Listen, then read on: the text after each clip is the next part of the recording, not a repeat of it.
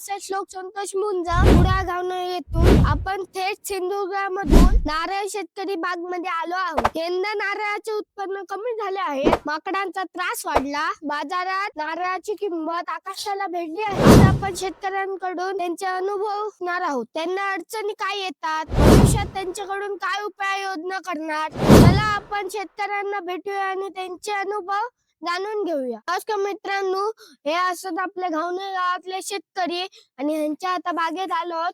यांच्याकडनं शेतीचे काय काय नुकसान झाले ते आपण आता विचारून घेऊया बागेतले. आणि तुमच्या बागेत किती किती झाड आहेत, कसली कसली झाड आहेत? नारळाची झाडं आहेत 300-400. हं. त्याचबरोबर पोपळी आहेत हं, 1000भर 1000 हा, आणि आंब्याची झाडं थोडीशी आहेत हा. आणि फणस आहेत. हा, त्याच्यातनं तुम्हाला सण काय झालं? यावर्षी मोठ्या प्रमाणात माकड या ठिकाणी आले आणि त्या माकडांनी जास्ती सकाळीच 6:30च्या मनाने येतात.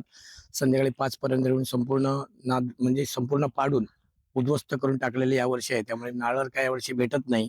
गेल्या कित्येक वर्ष आम्ही या ठिकाणी गेले 15-20 वर्ष या भागामध्ये राहतो. तिथे गेले मागचे 10 वर्ष वर्षाला कमीच नाही म्हटलं 10,000 नारळ भेटायचे. हा. यावर्षी मला दिसतं आम्हाला स्वतःला घरी खायला सुद्धा नारळ नाही. त्याचबरोबर आमचं दुकान आहे. त्या दुकानावर आम्ही गेले 10-20 वर्ष नारळ स्वतःचे विकायचे आणि बरेच या गावातली गिराईक आमच्याकडे येऊन स्वतः घेऊन बागवाले सुद्धा दुसरे यायचे आमच्याकडे न्यायला, व्यापारी लोक. आणि इथले नारळ बरेच कुडाळला सप्लाय व्हायचे. पण यावर्षी आम्हाला स्वतः सुद्धा खायला नारळ नाही आणि संपूर्ण माकडाने उद्ध्वस्त केलेली ही बाग आहे.